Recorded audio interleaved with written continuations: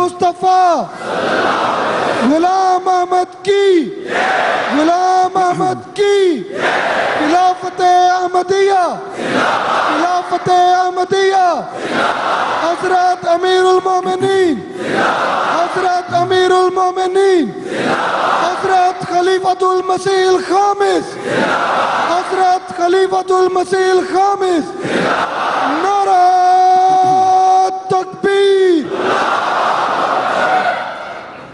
السلام علیکم ورحمۃ اللہ. اشہد ان لا الہ الا اللہ وحدہ لا شریک لہ واشہد ان محمدا عبدہ ورسولہ. اما بعد فاعوذ باللہ من الشیطان الرجیم. بسم اللہ الرحمن الرحیم. الحمد للہ رب العالمین. الحمد للہ رب العالمین. الرحمن الرحیم. مالک یوم الدین. ایاک نعبد وایاک نستعین. اهدنا الصراط المستقیم. صراط الذین انعمت علیہم غیر المغضوب علیہم ولا الضالین. واللہ انزل من السماء ماء واللہ انزل من السماء ماء فاحیا به الارض بعد موتها. ان فی ذلک لآیۃ لقوم یسمعون. والسماء ذات الرجع والارض ذات الصدع. یہ آیات جو میں نے پڑھی ہیں یہ سورہ نحل کی یہ پہلی آیت ہے 66 کا. ترجمہ یہ ہے کہ اللہ نے آسمان سے پانی اتارا تو اسے زمین کو اس کے مر جانے کے بعد زندہ کر دیا. یقیناً اس میں ان لوگوں کے لیے بہت بڑا نشان ہے جو بات سنتے ہیں. اور دوسری سورۃ طارق کی آیات 12-13 ہیں. ان کا ترجمہ ہے قسم ہے موسلادھار بارش والے آسمان کی اور رویدگی اگانے والی زمین کی. اس بات میں کوئی شک نہیں اور ہر وہ شخص جو خدا تعالیٰ کی ذات پر یقین رکھتا ہے اللہ تعالیٰ پر ایمان لاتا ہے اس بات کو تسلیم کرتا ہے کہ اللہ تعالیٰ ہی وہ ہستی ہے جو اس نظام عالم کو چلا رہی ہے. چاہے اس بات کا صحیح ادراک ہر ایک کو ہو یا نہ ہو، لیکن ہر ایک کے ذہن میں خدا تعالیٰ کے سب قدرتوں کا مالک ہونے کا تصور قائم ہے. کم از کم ہر مسلمان کہلانے والے کے ذہن میں اس کی عقل اور دینی استعدادوں یا علم کے مطابق یہ تصور ہے. ایک عام مسلمان بھی سمجھتا ہے کہ یہ دنیا اور اس میں موجود ہر چیز خدا تعالیٰ نے پیدا کی ہے، بلکہ آسمان اور زمین اور اس میں موجود ہر چیز خدا تعالیٰ کی پیداوار ہے. اور اللہ تعالیٰ کے اذن سے ہی ہر چیز معرض وجود میں آتی ہے اور اس کے سہارے سے وہ قائم ہے، اور اللہ تعالیٰ کے اذن سے ہی ہر چیز میں فنا ہے، اور اسی طرح ہمیشہ ہوتی رہی اور ہوتی رہے گی۔ یہ بات بھی اپنی استعدادوں کے مطابق ہر مسلمان کہلانے والا، بلکہ خدا تعالیٰ کی ذات پر یقین کرنے والا بھی سمجھتا ہے کہ زمین و آسمان کی تاثیرات کو پیدا کرنے والی ہستی اور صرف خدا تعالیٰ ہے۔ وہی ہے جو رب العالمین ہونے کا حق ادا کرتے ہوئے نہ صرف انسان بلکہ اپنی تمام مخلوق کی پیدائش سے لے کر اس کی اجل مسمہ تک اس کے پالنے کے سامان پیدا کرتا ہے، اور خاص طور پر انسان جو اشرف المخلوقات ہے، اس کے لیے تو اس نے اپنی بے شمار مخلوق کو خدمت پر مقرر کیا ہوا ہے، اور مادی زندگی کی بہتری اور قائم رکھنے کے لیے بغیر کسی انسانی کوششوں کے بہت سے ذرائع کا اس نے انتظام کیا ہے۔ پھر صرف اس ربوبیت کے اظہار کے لیے اپنی رحمانیت کے جلوے ہی نہیں دکھاتا، بلکہ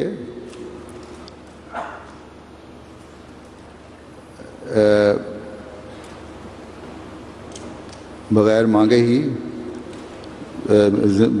زندگی کے سامان پیدا نہیں فرماتا، بلکہ رحیمیت کے جلوے بھی دکھاتا ہے، مجیب ہونے کے جلوے بھی دکھاتا ہے۔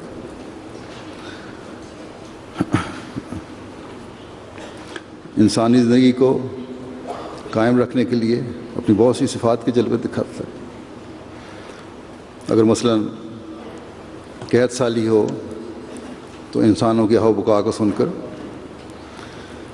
بارش کو انسان کی زندگی کے سامان مہیا کرنے کے کا ذریعہ بنا دیتا ہے۔ دعاؤں کو قبول کرتے ہوئے بار بار اپنی رحمت کے نظارے دکھاتا ہے اور دکھلاتا چلا جاتا ہے۔ بس جب ہم دیکھتے ہیں کہ اس مادی زندگی میں اپنی مخلوق کی اس عارضی زندگی اور بقا کے لیے کس قدر وسیع رنگ میں نظام قائم فرمایا ہوا ہے، تو جب اللہ تعالیٰ فرماتا ہے کہ میں انسان کی کے لیے ایک دوسری زندگی بھی مقرر کی ہوئی ہے، اس کے لیے بھی ایک نظام جاری کیا ہوا ہے جس کی بنیاد اس دنیاوی زندگی میں کیے جانے والے ہر اس عمل پر ہے اور ہوگی جو روحانیت میں ترقی دلانے والی ہے، یعنی ہر نیک عمل اور اجر اور روحانیت میں ترقی اسے آئندہ زندگی میں ان انعاموں کا وارث بنائے گی جو اللہ تعالیٰ نے اس ہمیشہ کی زندگی کے لیے مقرر فرمائے ہیں۔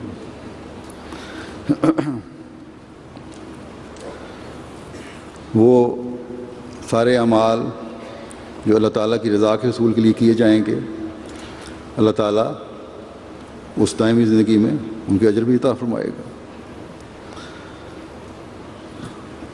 یہ چیز بھی ہم ایک مومن، ایک مسلمان کہلانے والا جانتا ہے، اور یہ بھی جانتا ہے کہ اس نے جو حقیقی مومن ہے کہ اللہ تعالیٰ نے ایک روحانی نظام مقرر کیا ہوا ہے۔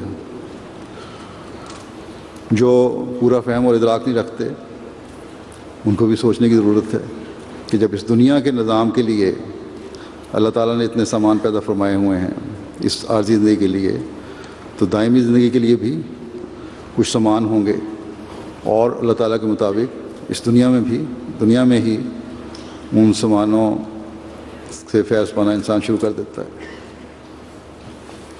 بس یقیناً ایک روحانی نظام اس دنیا میں ہے اور اللہ تعالیٰ نے قائم فرمایا ہے، جس کے تحت اللہ تعالیٰ اپنے انبیاء بھیجتا ہے۔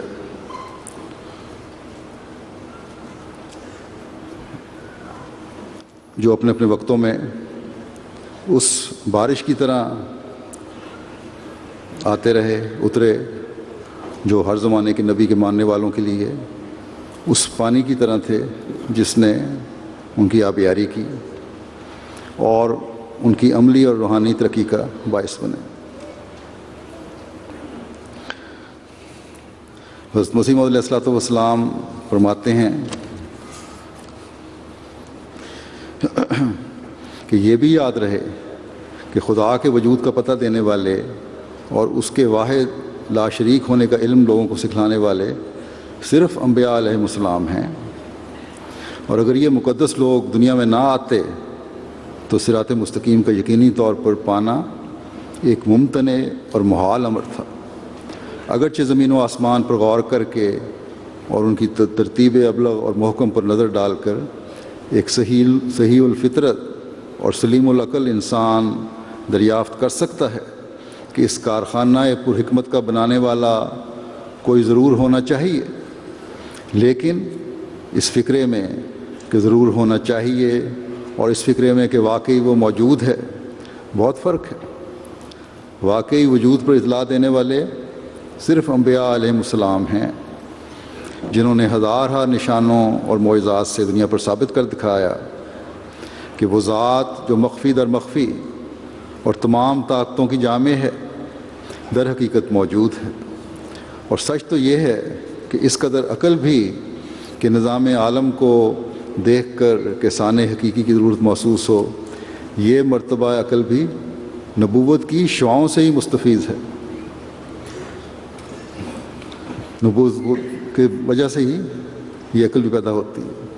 اگر انبیاء علیہ السلام کا زمانہ علیہ السلام کا وجود نہ ہوتا تو اس قدر عقل بھی کسی کو حاصل نہ ہوتی۔ اس کی مثال یہ ہے کہ اگرچہ زمین کے نیچے پانی بھی ہے، مگر اس پانی کا بقا اور وجود آسمانی پانی سے وابستہ ہے۔ جب کبھی ایسا اتفاق ہوتا ہے کہ آسمان سے پانی نہیں اترتا، نہیں برستا، تو زمینی پانی بھی خشک ہو جاتے ہیں، اور جب آسمان سے پانی برستا ہے تو زمین میں بھی پانی جوش مارتا ہے۔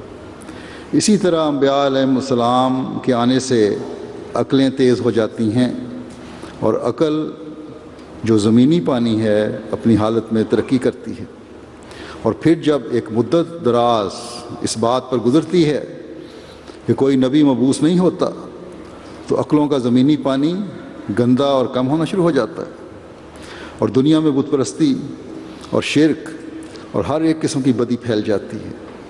بس جس طرح آنکھ میں ایک روشنی ہے اور وہ باوجود اس روشنی کے پھر بھی آفتاب کی محتاج ہے، اسی طرح دنیا کی عقلیں جو آنکھ سے مشابہ ہیں ہمیشہ آفتاب نبوت کی محتاج رہتی ہیں، اور جب ہی کہ وہ آفتاب پوشیدہ ہو جائے ان میں فی الفور کدورت اور تاریکی پیدا ہو جاتی۔ کیا تم صرف آنکھ سے کچھ دیکھ سکتے ہو؟ ہرگز نہیں۔ اسی طرح تم بغیر نبوت کی روشنی کے بھی کچھ نہیں دیکھ سکتے۔ بس یہ بھی خدا تعالیٰ کا قانون قدرت ہے کہ انسانوں کی عملی اور روحانی ترقی اس وقت تک نہیں ہو سکتی جب تک وہ پانی آسمان سے نہ اترے جو تازہ بتازہ ہو، جو روحانی طور پر روحوں کو جلا بخشنے والا ہو، جو عمل، اخلاق، عملی، اخلاقی اور روحانی نشو و نما کا باعث بنے، جس کے اثر سے وہ پھلدار پودے نشو و نما پائیں جو ان پودوں سے فیض حاصل کرنے والوں کی روحانی بھوک مٹانے والے بھی ہوں۔ لیکن جب ہم جائزے لیتے ہیں تو دیکھتے ہیں کہ اگر مادی بارش کچھ عرصہ نہ ہو، قحط سالی کی حالت ہو، لوگ اناج کی کمی کی وجہ سے بھوکے مرنے لگیں، یا جن کا گزارا بھی ذمہ داری پر ہے ان کی فصلیں سوکھ رہی ہوں تو بے چین ہو جاتے ہیں. ایک طرف سے مجھے بھی خط لکھتے ہیں بعض، نماز استسقاء ادا کی جاتی ہے، جنہوں نے شاید کبھی کبھار نمازیں پڑھتے ہوں، جب ایسی حالت آتی ہے تو بڑے درد اور الحاح سے وہ بھی نماز استسقاء میں شامل ہو جاتے ہیں، بارش کی دعائیں کرتے ہیں تاکہ ان کی 2 وقت کی روٹی مل جائے، تاکہ ان کی فصلیں بہتر ہو جائیں، تاکہ وہ بہتر آمد کی وجہ سے دنیاوی سہولتوں سے فائدہ اٹھا سکیں. بارش ایک ایسی چیز ہے جس پر ہر ایک کا انحصار ہے، چاہے غریب ملک ہوں، امیر ملک ہوں، غریب آدمی ہو یا امیر آدمی ہو، پیٹ بھرنے کے لیے خوراک کی ضرورت ہر ایک کو ہے، اور خوراک کا انحصار پانی پر ہے، چاہے وہ دریاؤں کا پانی ہے، کنوؤں کا پانی ہے. کنوؤں کا پانی بھی بارش کے پانی کی وجہ سے اوپر آتا ہے اور قابل استعمال ہوتا ہے. جہاں لمبا عرصہ بارشیں نہیں ہوتی وہاں کنوؤں کا پانی بھی اتنی دور چلا جاتا ہے کہ میسر ہی نہیں ہوتا. اللہ تعالیٰ نے زمینی پانی کو بھی اپنی نعمتوں میں سے ایک بڑی نعمت قرار دیا ہے کہ اگر کنوؤں کا پانی خشک ہو جائے تو تم کیا کرو گے، کیا حالت ہوگی تمہاری. تو جیسا کہ میں نے کہا، اس دنیاوی زندگی کے لیے انسان بے قرار ہو کر خدا تعالیٰ سے پانی مانگتا ہے، لیکن جو دائمی زندگی ہے اس کی بقا کے لیے نہ ہی اتنا تردد کرتا ہے اور نہ ہی جب پانی اترتا ہے تو اس کی اتنی قدر کرتا ہے، جبکہ ایسی زندگی جو دائمی ہے اس کے لیے زیادہ کوشش ہونی چاہیے. بے شک چند ایک ایسے ہوتے ہیں جو بے چین ہو جاتے ہیں اور بے چین ہو کر خدا تعالیٰ سے گڑ گڑا کر اس روحانی پانی کے اترنے کی دعا مانگتے ہیں جو انہیں روحانی لحاظ سے تر و تازہ کر دے، جو ان کی زندگی کے سامان مہیا فرما دے. لیکن ایک اکثریت اس بات سے لاپرواہ ہوتی ہے، کوئی پرواہ نہیں کرتی. لیکن اللہ تعالیٰ کے احسانوں میں سے یہ احسان ہے کہ اپنی ربوبیت اور رحمانیت کے صدقے یہ انتظام فرما دیتا ہے جس سے دنیا کی روحانی زندگی کا سامان ہوتا ہے، دائمی زندگی کا سامان ہوتا ہے. یہ آیات جو میں نے تلاوت کی ہیں ان میں بھی جیسا کہ ترجمے میں سنا، خدا تعالیٰ نے پانی کے اترنے کا مضمون بیان فرمایا ہے، جو مادی پانی بھی ہے اور روحانی پانی بھی ہے.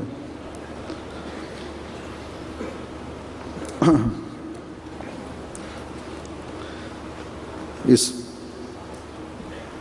روحانی پانی کا پہلی آیت میں زیادہ ذکر ہے، سورہ نحل کی پہلی آیت جو سورہ نحل کی ہے، جیسا کہ میں نے کہا خاص طور پر اس میں فرمایا ہے کہ واللہ انزل من السماء ماء، اور اللہ تعالیٰ نے ہی آسمان سے پانی اتارا ہے. اور پھر فرمایا فَأَحْيَا بِهِ الْأَرْضَ بَعْدَ مَوْتِهَا، اور اس پانی سے زمین کے مردہ ہو جانے کے بعد، زمین کو مردہ ہو جانے کے بعد پھر اسے زندہ کر دیا. پھر اللہ تعالیٰ فرماتا ہے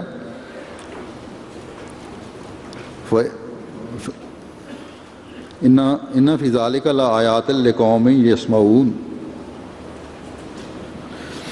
کہ یقیناً اس میں ان لوگوں کے لیے بڑا نشان ہے جو بات سنتے ہیں.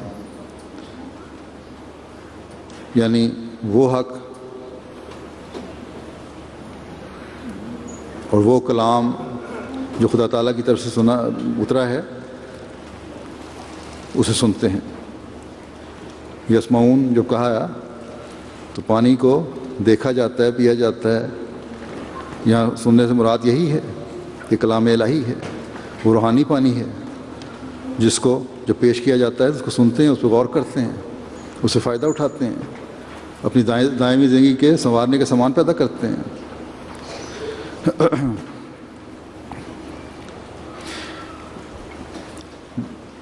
بس اس کی مثال پانی سے دی گئی ہے کلام الہی کی، کہ اگر وہ اس کلام کو سنیں اور اس پر عمل کریں تو یقیناً یہ روحانی مردوں کی زندگی کو بخشنے والا کلام ہے۔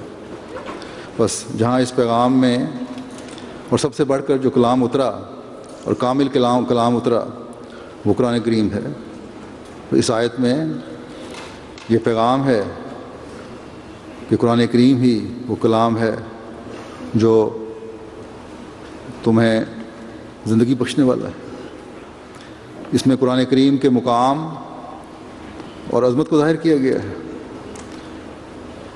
یہاں یہ بھی اصول بیان ہو گیا کہ انبیاء کے ذریعے وہ روحانی پانی اترتا ہے جو مردہ دلوں کو زندگی بخشتا ہے۔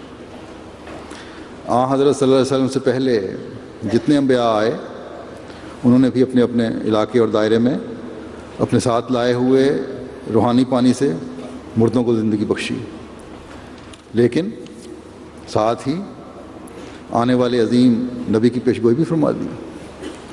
ایسا نبی جو ایسا صاف اور مصفہ پانی لائے گا، ایسا روحوں کو تازگی بخشنے والا اور مردوں کو زندہ کرنے والا پانی لائے گا جس کا دائرہ تمام دنیا پر حاوی ہوگا۔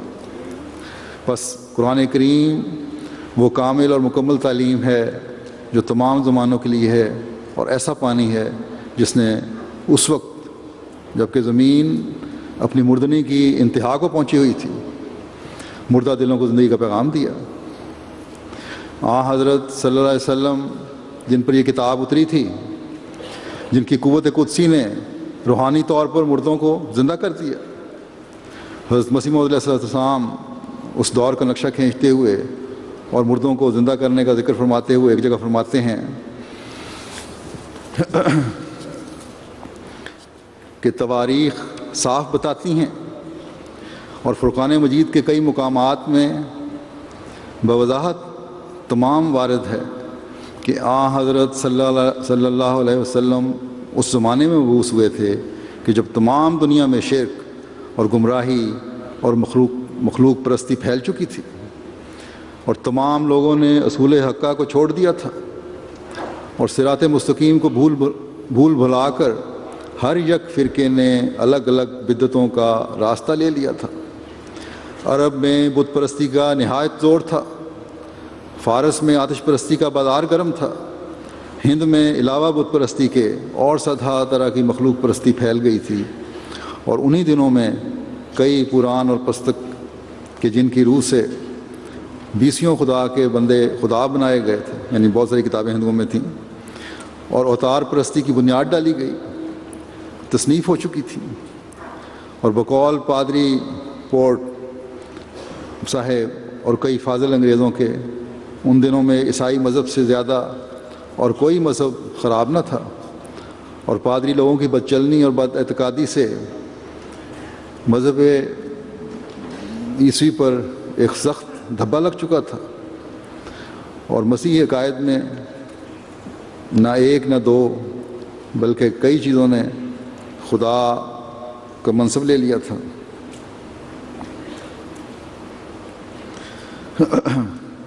یہ جو حضرت مسیح السلام نے ذکر فرمایا ہے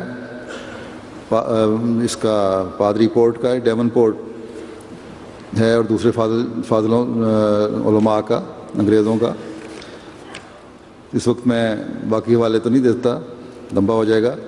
ڈیون پورٹ نے جو لکھا ہے اس کا ترجمہ یہ ہے اس زمانے کی حالت کے بارے میں کہ ایک طرح کی اخلاقی اور مذہبی بدعملی عیسائیوں اور یہودیوں میں موجود تھی جنہوں نے ایک زمانے سے عرب کے جزیرہ نما میں خود کو لا بسایا تھا، اور انہوں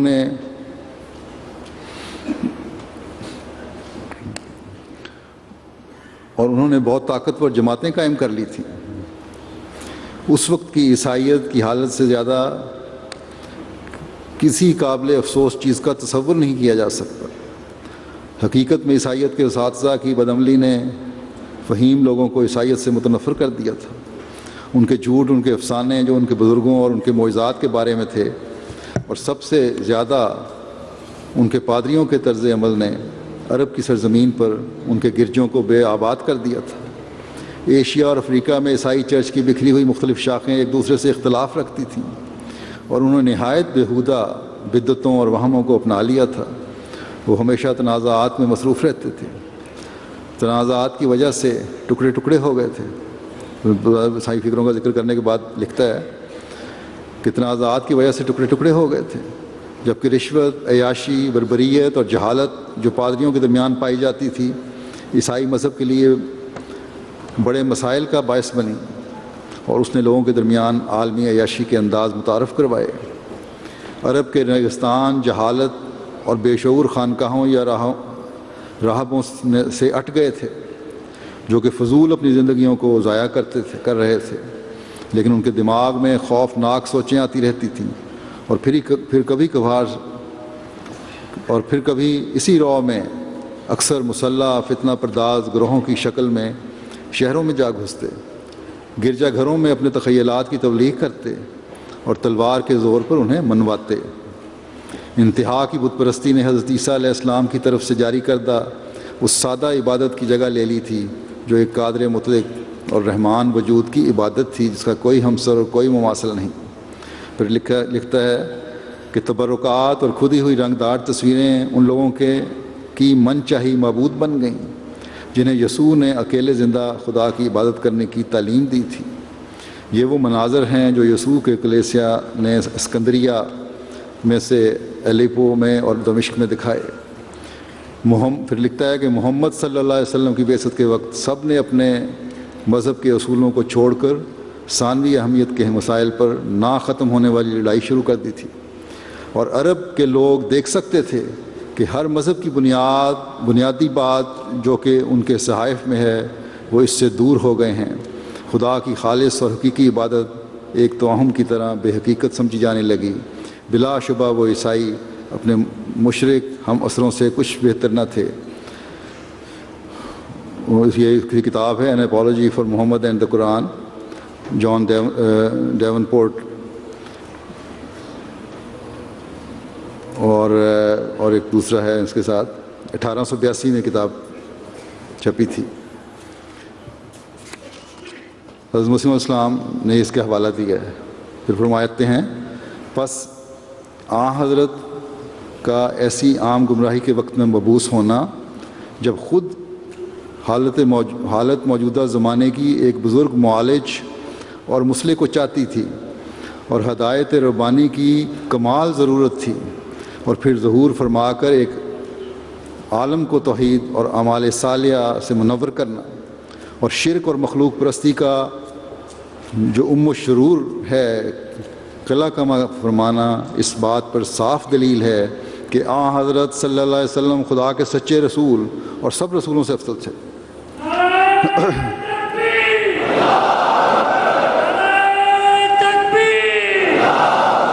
حضرت محمد مصطفیٰ، حضرت خاتم الانبیاء، حضرت خاتم الانبیاء، محسن انسانیت، محسن انسانیت، غلام احمد کی، غلام احمد کی، نعرہ تکبیر۔ پھر آپ فرماتے ہیں سچا ہونا ان کا تو اس بات سے ثابت ہے کہ اس عام ضلالت کے زمانے میں قانون قدرت ایک سچے ہادی کا متقاضی تھا، اور سنت الہیہ ایک راہبر صادق کی مقتضی تھی، کیونکہ قانون قدیم حضرت رب العالمین کا یہی ہے کہ جب دنیا میں کسی نوع کی شدت اور صعوبت اپنے انتہا کو پہنچ جاتی ہے تو رحمت الہی اس کے دور کرنے کی طرف متوجہ ہوتی ہے۔ جیسے جب امساک بارہ سے غائب درجہ کا قحط پڑھ کر خلقت کا کام تمام ہونے لگتا ہے تو آخر خداوند کریم بارش کر دیتا ہے، اور جب وبا سے لاکھوں آدمی مرنے لگتے ہیں تو کوئی صورت اصلاح صورت اصلاح ہوا کی نکل آتی ہے یا کوئی دوا ہی پیدا ہو جاتی ہے، اور جب کسی ظالم کے پنجے میں کوئی قوم گرفتار ہوتی ہے تو آخر کوئی عادل اور فریاد رس پیدا ہو جاتا ہے۔ بس ایسا ہی جب لوگ خدا کا راستہ بھول جاتے ہیں اور توحید اور حق پرستی کو چھوڑ دیتے ہیں تو خداوند تعالیٰ اپنی طرف سے کسی بندے کو بصیرت کاملہ عطا فرما کر اور اپنے کلام اور الہام سے مشرف کر کے بنی آدم کی ہدایت کے لیے بھیجتا ہے کہ تا جس قدر بگاڑ ہو گیا ہے اس کی اصلاح کرے۔ اس میں اصل حقیقت یہ ہے کہ پروردگار جو قیوم عالم کا ہے اور بقا اور وجود عالم کا اسی کے سہارے اور آسرے سے ہے، کسی اپنے فیضان رسانی کی صفت کو خلقت سے دریغ نہیں کرتا اور نہ بیکار اور معطل چھوڑتا ہے، بلکہ ہر یک صفت اس کی اپنے موقع پر فی الفور ظہور پذیر ہو جاتی ہے۔ پس جب کہ ازروع تجویز عقلی کے اس بات پر قطع واجب ہوا کہ ہر یک آفت کا غلبہ توڑنے کے لیے یہ ثابت ہو گیا کہ ہر یک آفت کا غلبہ توڑنے کے لیے خدا تعالیٰ کی وہ صفت جو اس کے مقابلہ پر پڑی ہے ظہور کرتی ہے، اور یہ بات تواریخ اور خود مخالفین کے اقرار سے اور خاص فرقان مجید کے بیان سے ثابت ہو چکی ہے کہ حضرت صلی اللہ علیہ وسلم کے ظہور کے وقت میں یہ آفت غالب ہو رہی تھی کہ دنیا کی تمام قوموں نے سیدھا راستہ توحید اور اخلاص اور حق پرستی کا چھوڑ دیا تھا، اور نیز یہ بات بھی ہر یک کو معلوم ہے کہ اس فساد موجودہ کے حالات کے اصلاح کرنے والے اور ایک عالم کو ظلمات شرک اور مخلوق پرستی سے نکال کر توحید پر قائم کرنے والے صرف حضرت صلی اللہ علیہ وسلم ہی ہیں، کوئی دوسرا نہیں۔ تو ان سب مقدمات سے نتیجہ یہ نکلا کہ حضرت صلی اللہ علیہ وسلم خدا کی طرف سے سچے ہادی ہیں۔ چنانچہ اس دلیل کی طرف اللہ تعالیٰ نے اپنے پاک کلام میں آپ ارشاد فرمایا، اور وہ یہ ہے کہ تاللہ لقد ارسلنا الی امم من قبلک فزینا لهم الشیطان اعمالهم فهو ولیہم اليوم ولہم عذاب علیم وما انزلنا علیک الکتاب الا لتبین لهم الذی اختلفوا فیہ وہدی ورحمۃ لقوم یؤمنون واللہ انزل من السماء ماء فاحیا بہ الارض بعد موتها ان فی ذلک لآیات لقوم یسمعون۔ ہم کو اپنی ذات فرماتے ہیں، ہم کو اپنی ذات الوہیت کی قسم ہے جو مبدأ فیضان ہدایت اور پرورش اور جامع تمام صفات کاملہ ہے، جو ہم نے تجھ سے پہلے دنیا کے کئی فرقوں اور قوموں میں پیغمبر بھیجے، بس وہ لوگ شیطان کے دھوکہ دینے سے بگڑ گئے، سو وہی شیطان آج ان سب کا رفیق ہے۔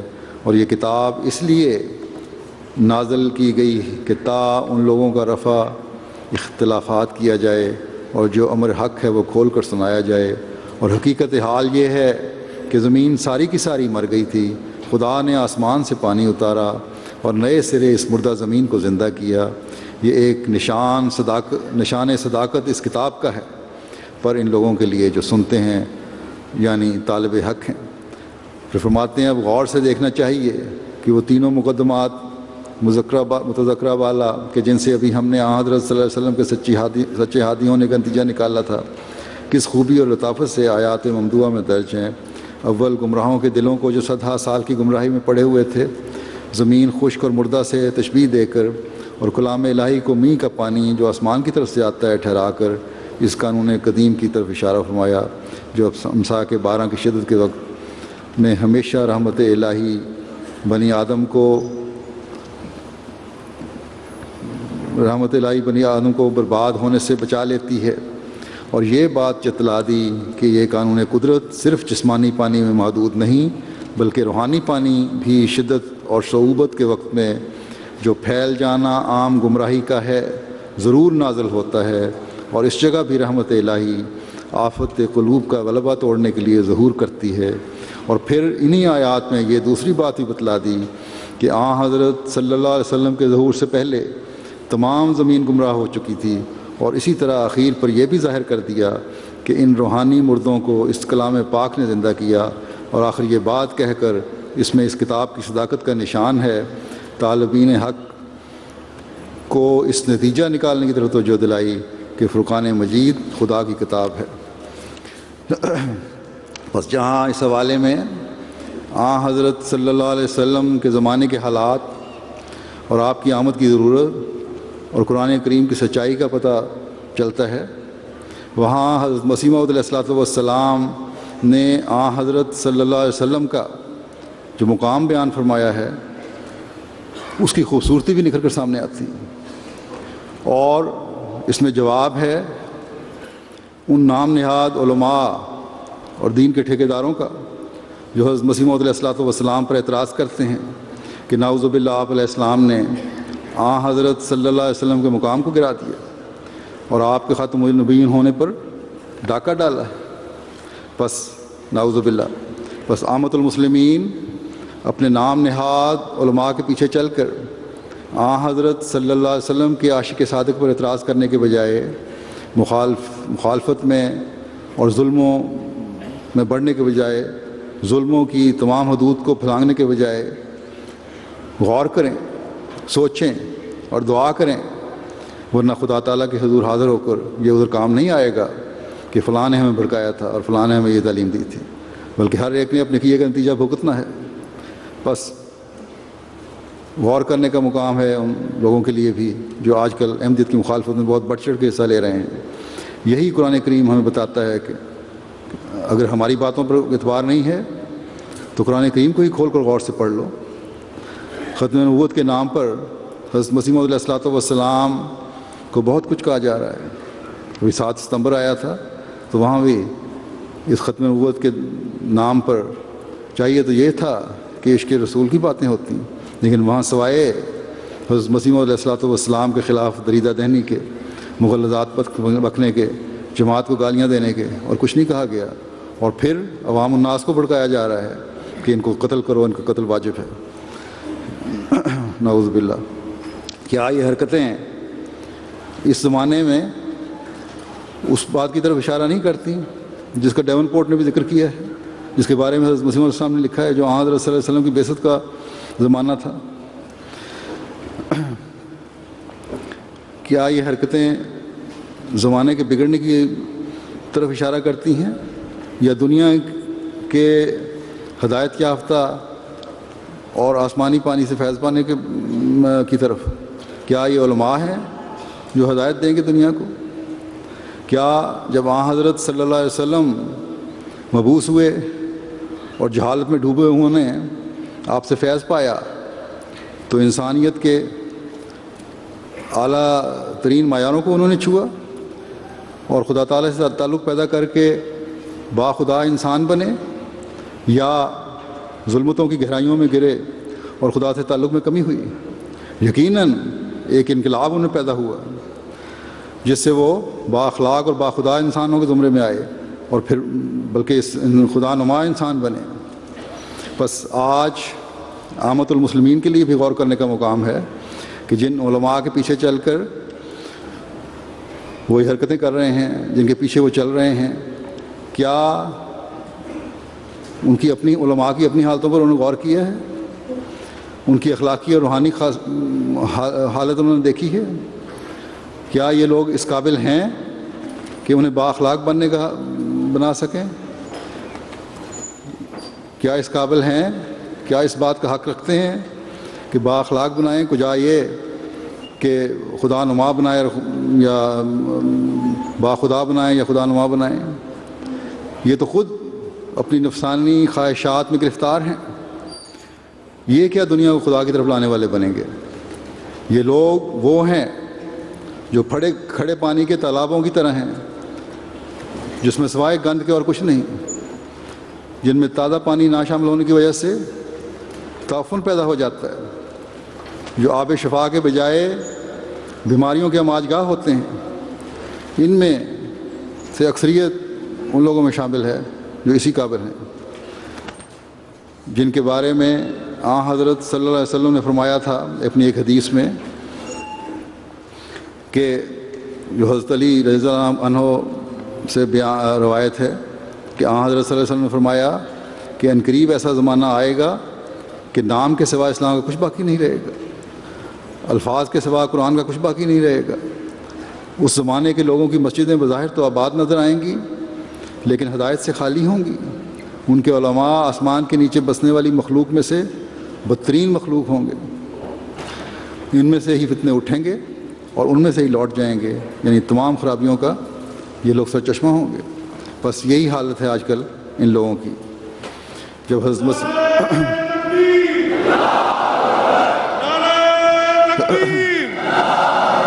حضرت محمد مصطفیٰ، حضرت خاتم الانبیاء، حضرت خاتم الانبیاء، حضرت خاتم الانبیاء، غلام احمد کی، غلام احمد کی، غلام احمد کی خلافت احمدیہ، حضرت امیر المومنین، حضرت امیر المومنین، نعرہ تکبیر۔ جب حضرت مسیح موعود علیہ الصلوۃ والسلام نے دعویٰ فرمایا، جب آپ مبعوث ہوئے، تب بھی ان نام نہاد علماء کی یہی حالت تھی اور آج بھی ان کی یہی حالت ہے۔ اب جو نقشہ ڈیون پورٹ نے کھینچا تھا اس زمانے کے عیسائیوں کا، میں نے ہی وہی نقشہ آج کل کے علماء میں نظر آتا ہے آپ کو۔ بہت کم شاید شاذ ہی ہیں جو حق بات کہتے ہیں یا حق بات کہنا اور سننا چاہتے ہیں۔ سب کے اپنے مفادات ہیں اور وہ ان مفادات کے حصول کے لیے تمام حدوں کو پھلانگ رہے ہیں۔ جو نقشہ ڈیون پورٹ نے، جیسا کہ میں نے کہا، حضرت صلی اللہ علیہ وسلم کے زمانے کا کھینچا ہے، وہی مسیح موعود علیہ السلام کے زمانے کا تھا اور ہے، آج بھی وہی قائم ہے۔ حضرت صلی اللہ علیہ وسلم نے جس زمانے کی پیشگوئی فرمائی تھی اور جو حدیث میں ترجمہ میں نے بیان کیا، وہ بھی یہی زمانہ تھا۔ حرف بحرف ہر چیز ان پہ پوری ہو رہی ہے۔ یہ بات صرف ہم احمدی نہیں کہتے، کسی غرض اور مطلب کے لیے نہیں کہتے، اپنی صرف تبلیغ کے لیے نہیں کہتے یا صرف الزام تراشی نہیں کر رہے، بلکہ ہر انصاف پسند مسلمان یہی کہتا ہے۔ حضرت مسیح موعود علیہ الصلوۃ والسلام کے زمانے میں بھی کہتا تھا اور آج بھی یہی کہتا ہے۔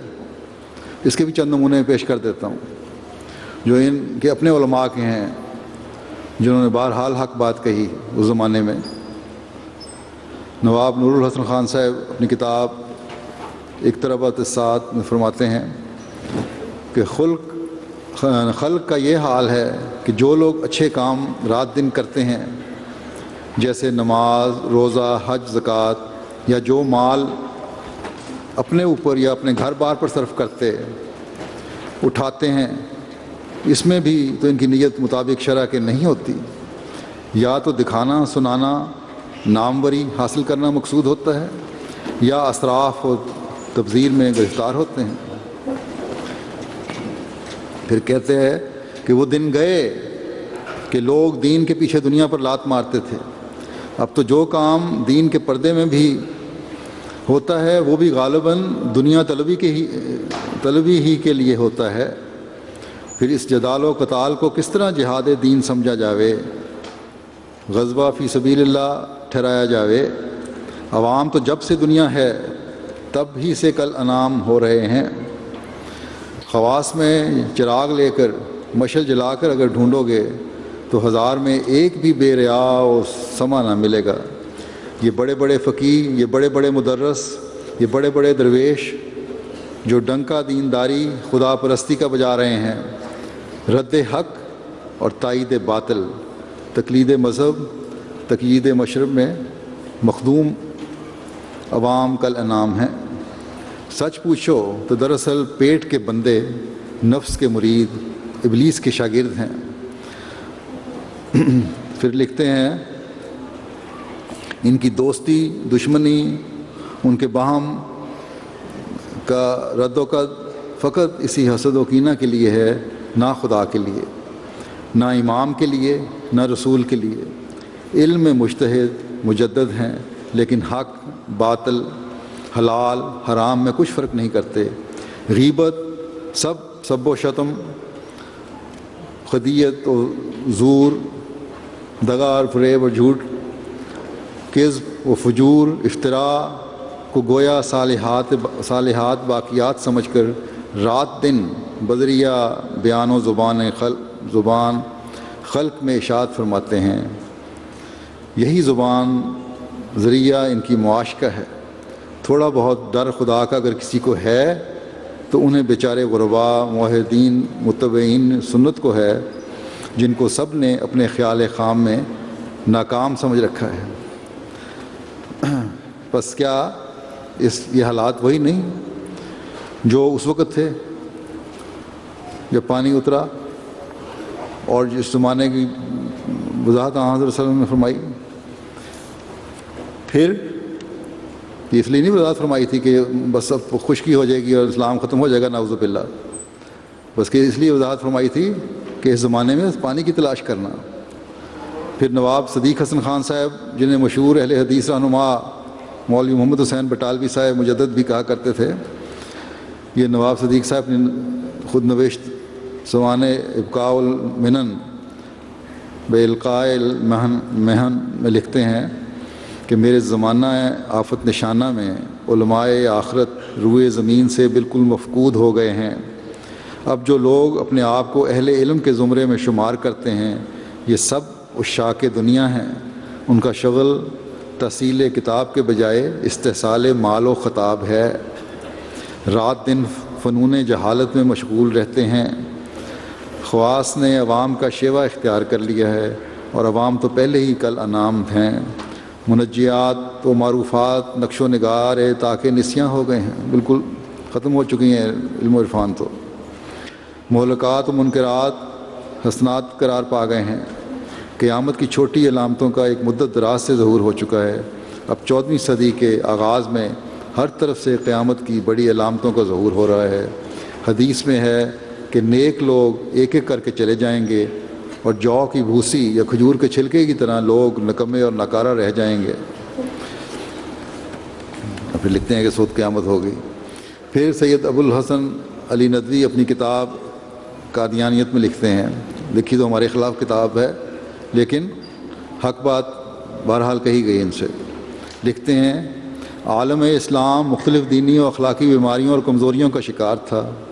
اس کے چہرے کا سب سے بڑا داغ وہ شرک جلی تھا جو اس کے گوشے گوشے میں پایا جاتا تھا۔ قبریں اور تعزیے بے محابہ پج رہے تھے۔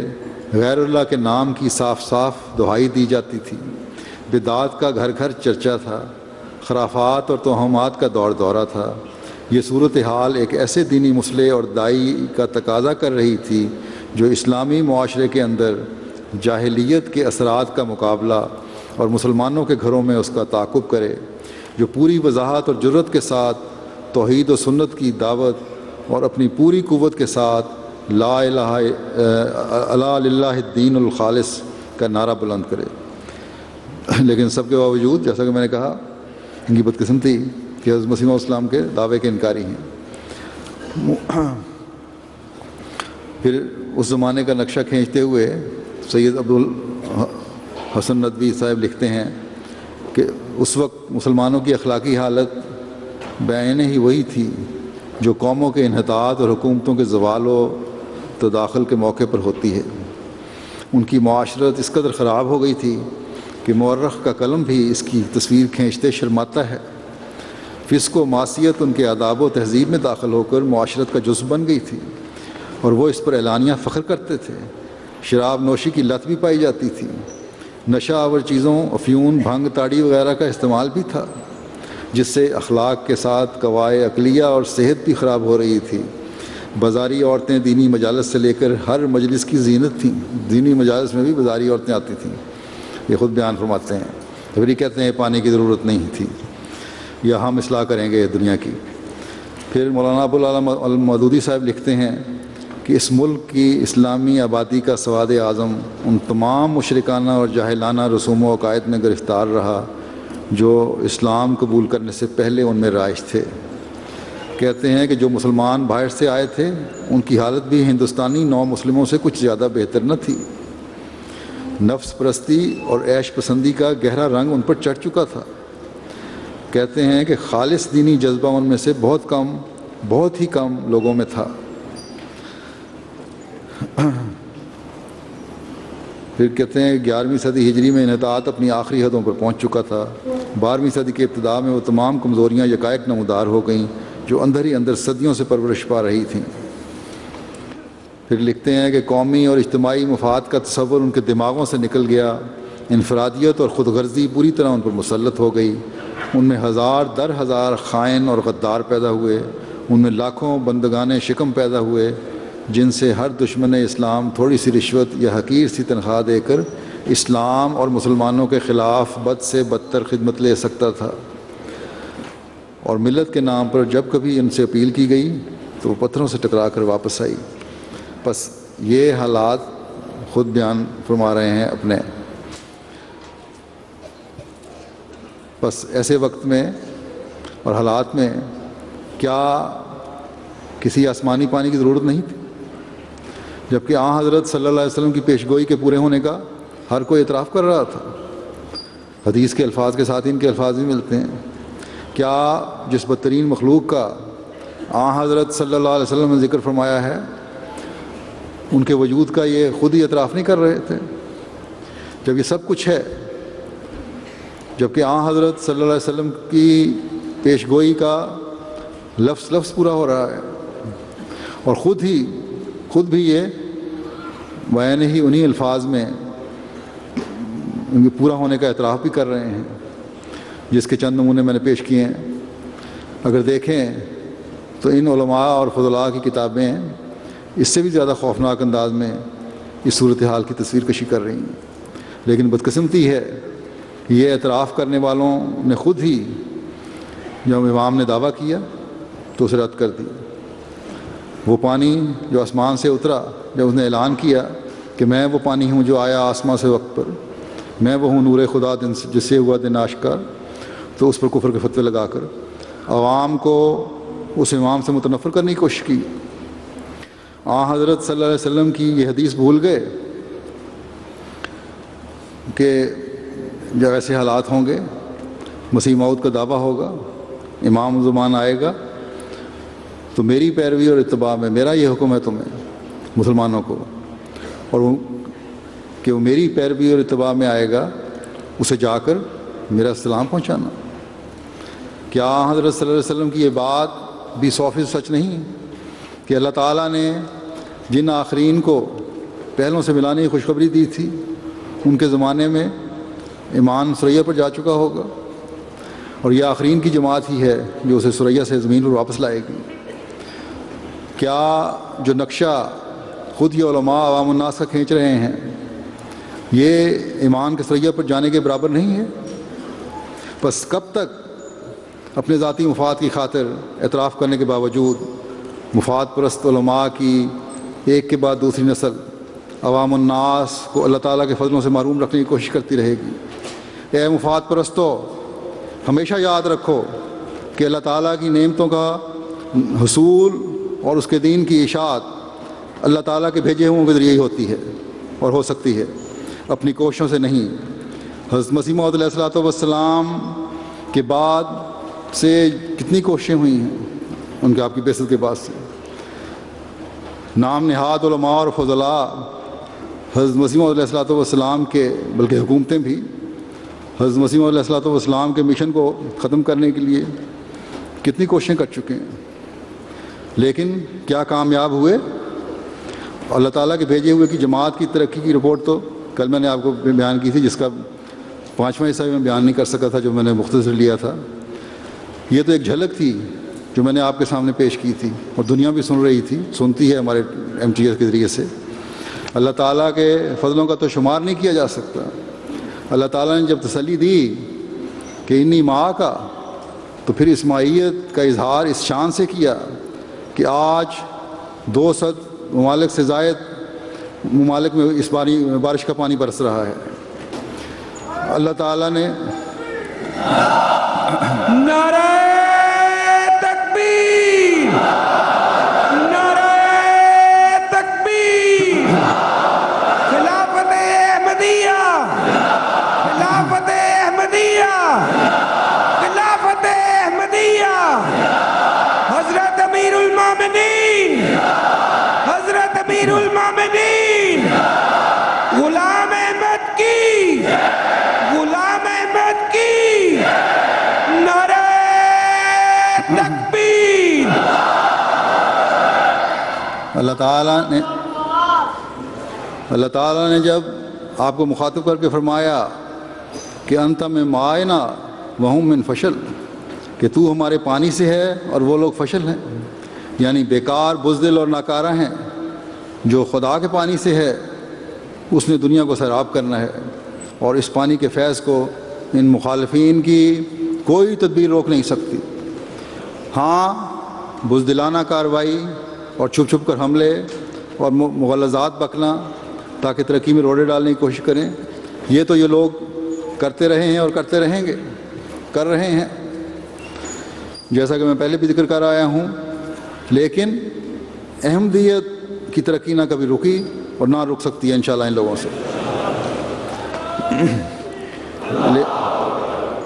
لیکن یہ لوگ یہ بھی تو دیکھیں کہ کیا انہوں نے کبھی، ان کو کسی نے عقل نہیں دی، ان کے لوگوں نے، پڑھے ہوئے لوگ بھی ان کے ساتھ شامل ہیں، ان کی مسجدوں میں جاتے ہیں، ان کے خطبات سنتے ہیں، ان کی باتیں سنتے ہیں، کسی نے عقل نہیں دی کہ یہ دیکھیں کہ کیا انہوں نے احمدیت کی مخالفت کر کے امت مسلمہ کی کوئی اصلاح کر لی ہے؟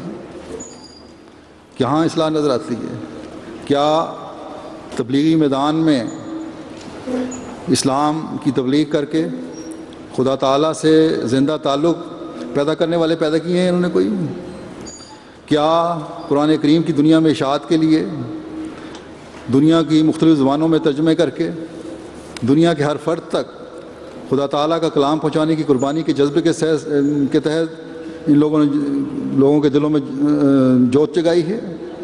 اگر حکومتوں کے تیل کے پیسے سے چند مدرسے کھول لیے، یا مخالفین اسلام کی مدد سے امن کے نام پر چند مدرسے کھول کر احمدیت کی مخالفت اور دہشت گردی کے لیے کچھ لوگ تیار کر لیے، تو یہ تو اسلام کی نہ تعلیم ہے، نہ ہی رحمت للعالمین کی بعثت کا مقصد ہے۔ اور کیا جو کوششیں یہ نام نہاد اسلام کے علمبردار کر رہے ہیں، اس نے امت مسلمہ کی بے چینی کو دور کر دیا؟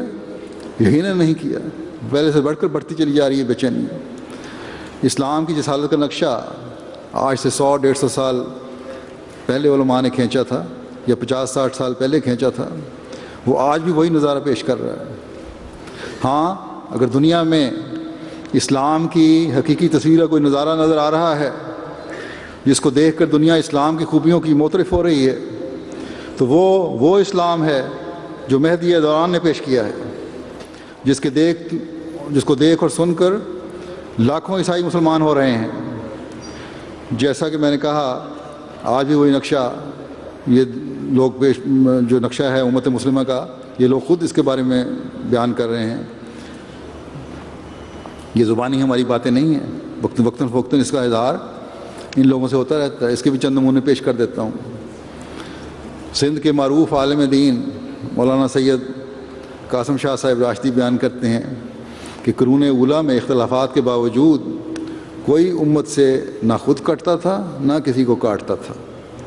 فکری اعتبار سے مختلف مکاتب فکر، حنفی، شافعی، مالکی، حنبلی وغیرہ سب اس امت کا حصہ تھے۔ ہمارے ہاں تشدد پسند جو مستقل نفرتیں بڑھا رہے ہیں، حنفی تو دور رہ گئے، خود اہل حدیث کے پیچھے نماز پڑھنے کے لیے تیار نہیں۔ کیوں جناب؟ یہ بسم اللہ آہستہ پڑھتا ہے، جناب یہ بسم اللہ آہستہ پڑھتا ہے، یہ رکوع کے بعد ہاتھ کھولتا ہے۔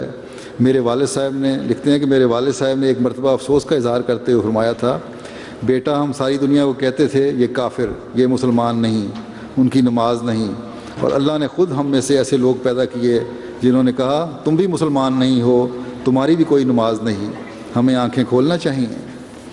پھر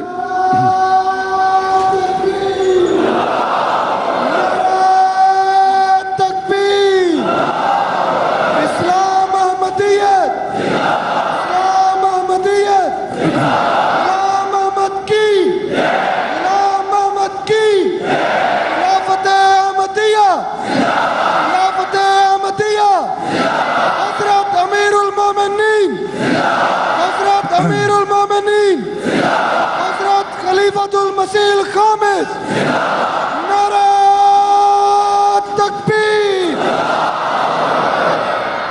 यह हवाला इनका एक ज़रब हक रसाला नवंबर 2004 का उसमें छपा हुआ है।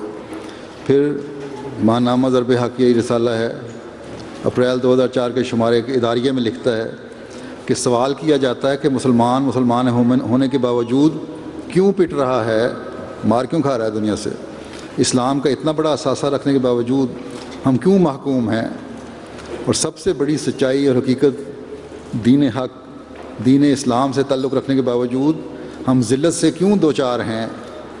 इसका सीधा साधा जवाब है, खुद ही कहते हैं, खुद ही जो जवाब दे रहे हैं, कहते हैं इसका सीधा साधा जवाब तो यही है कि हमने जो कलमा पढ़ा है, जिसके हम दावेदार हैं, जिसकी बुनियाद पर हम अपने आप को सिर्फ़ एक खुदा का बंदा समझते हैं, कुरानी आयात में हमारे दावों की वाज़ेह तौर पर तरदीद मौजूद है। हम करते तो हैं लेकिन कुरान में ये तरदीद मौजूद है, तुम्हारे अमल कौल व फ़िल में तज़ाद है। फिर कहते हैं कि जब तक हम अपनी नफसानी ख्वाहिशात को इस्लाम के ताबे नहीं बनाएंगे, जब तक हम इस्लामी मुआशरा तश्कील नहीं देंगे और अपने तर्ज़ हुक्मरानी को इस्लामी तालीमात के मुताबिक नहीं बदलेंगे, और जब तक हम अग़यार की चाकरी करना नहीं छोड़ेंगे, हमें हमारा बराए नाम मुसलमान होना कोई फ़ायदा नहीं पहुँचाएगा, बल्कि हम अपने इस नाम की बरकत से दुनिया भर की तागूती ताकतों के जुल्म व सितम का निशाना बनेंगे। फिर लिखते हैं कि हमने अगर पिटने से बचना है, ज़िल्लत से बचना है और तागूती ताकतों के इंतकाम से बचना है, तो हमारे लिए दो रास्ते हैं कि या तो हम मुसलमानी और इस्लाम का नाम व निशान छोड़ दें, इस्लाम छोड़ दें, फिर ही बच सकते हैं, या फिर इस्लामी तालीमात का सिर्फ नाम लेने के बजाय इसको मिन हैसुल कौम अमली जामा भी पहनाएं। इस्लामी निज़ाम खिलाफत के क़याम के बग़ैर मुसलमान हुक्मरानों के बराए नाम इस्लाम धोखा और ख़सारा है। मुल्ला इज़म का इस्लाम तफरीक़े हैं, जमातें हैं, तंजीमें हैं, और अपने अपने मफादात के तहफ़्फ़ुज़ को इस्लाम का नाम दिया है। ये मुल्ला की ख़ुद ही तारीफ़ कर रहे हैं। ये भी धोखा है, ख़सारा है और वबाल जान है। फिर लिखते हैं कि इस्लाम है जो इंसानों को बदलता है। इस्लाम तो वो इस्लाम है जो इंसानों को बदलता है, जो खुदा इंसान बनाता है, जो खुदा नुमा इंसान बनाता है। हकीकी इस्लाम कहते हैं कि माशरती अक़दार को बदलता है, मुल्की हालात को बदल देता है और बैनुल-अक़वामी रवैयों को बदल देता है।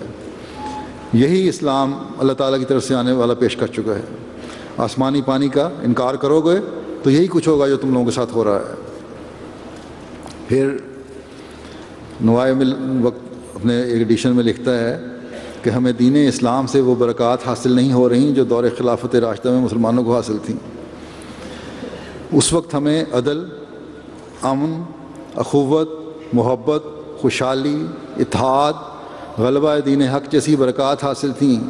आज हम अदल के बजाय जुल्म, अमन के बजाय बदअमनी और बेसुकूनी, अखुवत के बजाय तआस्सुब, मोहब्बत के बजाय नफ़रत, खुशहाली के बजाय पसमानदगी और दरमानदगी, इत्तेहाद के बजाय इंतशार और गलबे के बजाय मगलूबियत से दो चार हैं। किस कदर अजीम सानिया मुसलमान दुनिया में मगलूब इस वक्त होते हैं, किस कदर अजीम सानिया मुसलमान दुनिया में मगलूब उस वक्त होते हैं जब वो अल्लाह की नुसरत से महरूम और मोमिन न रहें। फिर नवाए वक्त ने लिखा कि हम इस उन्वान से गए हैं आज क्यों जलील। फिर लिखता है कि हम सूरह बकरा की आयत 61 में वारद शुदा अल्फाज इन पर ज़िल्लत और मस्कनत थोप दी गई और वो अल्लाह के गज़ब में घिर गए को पढ़ते हुए इत्मीनान से गुजर जाते हैं, इसलिए कि ये अल्फाज यहूदियों के बारे में वारद हुए हैं। लेकिन अगर मौजूदा हालात का मारूज़ी मुतालिया किया जाए तो इस वक्त इन अल्फाज कुरानी के मिस्ताक कामिल मुसलमान हैं, ना कि यहूद। फिर लिखते हैं कि वाज़ेह रहे कि ज़रा सी तकदीम व ताख़ीर के साथ ये मज़मून सूरह आले इमरान की आयत 112 में भी वारद हुआ है। इसी तरह सूरह फातिहा की आखिरी आयत की तफसीर के ज़िमन में इस अमर पर मुफस्सरीन का तकरीबन अजमा है कि मग़ज़ूब अलैहिम की अमली तफसीर यहूद हैं और तालीन की नसारा हैं, जबकि वाक़या ये है कि अगरचे मौख़र ज़िक्र यानी ईसाइयों का गुमराह होना तो यकीनन अब भी 100% दुरुस्त है, लेकिन मग़ज़ूब अलैहिम की अमली तस्वीर तो इस वक्त यहूद नहीं मुसलमान हैं। پھر لکھتے ہیں کہ الغرض ہماری کیفیت اس وقت بالکل وہی ہے جس کا نقشہ نبی اکرم صلی اللہ علیہ وسلم نے اپنی ایک حدیث مبارکہ میں کھینچا تھا کہ مجھے اندیشہ ہے کہ ایک زمانہ ایسا آئے گا کہ نہایت کثیر تعداد میں ہونے کے باوجود تمہاری حیثیت سیلاب کے ریلے کے اوپر جھاگ سے زیادہ نہیں رہے گی۔ ان لطیف حقائق اور مستضاد یہ تلخ واقعات تو نگاہوں کے عین سامنے موجود ہیں کہ مغرب ہو یا مشرق، اس وقت ساری دنیا میں مسلمان شدید ترین مصائب و آلام سے دوچار ہیں۔ گویا عزت و وقار کے ساتھ ساتھ غیرت ملی کا جنازہ بھی نکل چکا ہے، اور 100 ارب سے زیادہ افراد پر مشتمل عالمی ملت اسلامیہ اس وقت بالفعل کہ غیرت نام تھا جس کا گئی تیمور کے گھر سے کا نقشہ پیش کر رہی ہے۔ تو سوچئے کہ الفاظ قرآنی ان پر ذلت اور مسکنت مسلط کر دی گئی اور وہ اللہ کے غضب میں گھر گئے کہ مصداق اس وقت ہم نام نہاد مسلمان ہیں یا یہود، یہ خود ان کا اعتراف ہے۔ بس نوائے وقت 16 اپریل 1993 میں یہ لکھا تھا انہوں نے۔ بس کیا یہ باتیں ہیں جن کا یہ خود بیان کر رہے ہیں ان کو اس بات کے سوچنے پر مجبور نہیں کرنا چاہیے کہ سب کچھ تو ہے، اور ان حالات میں ایک شخص خدا تعالیٰ کو گواہ ٹھہرا کر اس کی طرف اپنے آپ کو منسوب بھی کر رہا ہے، خدا تعالیٰ کو گواہ ٹھہرا کر چیلنج کر رہا ہے کہ میں خدا تعالیٰ کی طرف سے بھیجا گیا ہوں، میرے سے مقابلہ کر لو اگر کوئی شک ہے۔ اعلان کرتا ہے کہ خدا مجھ سے کلام کرتا ہے، جو کچھ میں کہہ رہا ہوں وہ اپنی طرف سے نہیں کہہ رہا بلکہ خدا تعالیٰ کے کہنے سے کہہ رہا ہوں۔ اللہ تعالیٰ نے مجھے اس امت کا خاتم الخلفاء بنا کر بھیجا ہے، اس لیے کہ میں اپنے آقا و مطاع حضرت محمد مصطفیٰ صلی اللہ علیہ وسلم کا عاشق صادق ہوں۔ میں آپ کی پیشگوئی کے مطابق آیا ہوں، میں خدا تعالیٰ کے آپ صلی اللہ علیہ وسلم سے کیے گئے وعدے کے مطابق آیا ہوں۔ میرا انکار